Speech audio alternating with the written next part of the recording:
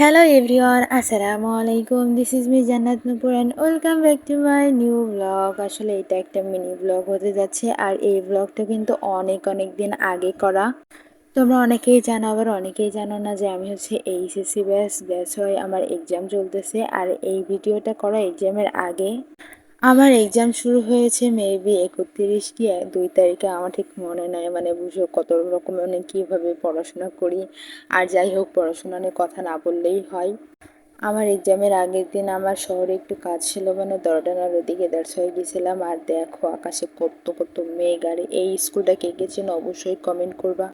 আমি তো ভাবতেছিলাম এই বুঝি হঠাৎ করে বৃষ্টি চলে আসলো, মানে হঠাৎ করে বৃষ্টি হবে এরকম একটা সিচুয়েশন।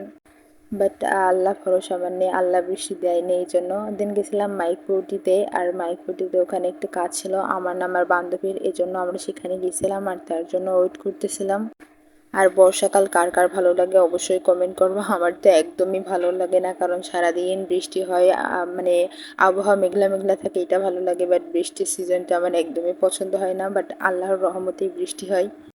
আসলে আল্লাহ যা চাই সেটাই তো হবে, তাই না? মানুষের হাতে তো আর কিছু নেই। আর আমাদের যশোর কিন্তু মাশাআল্লাহ অনেক বেশি সুন্দর লাগতেছে এই মেঘলা দিনে।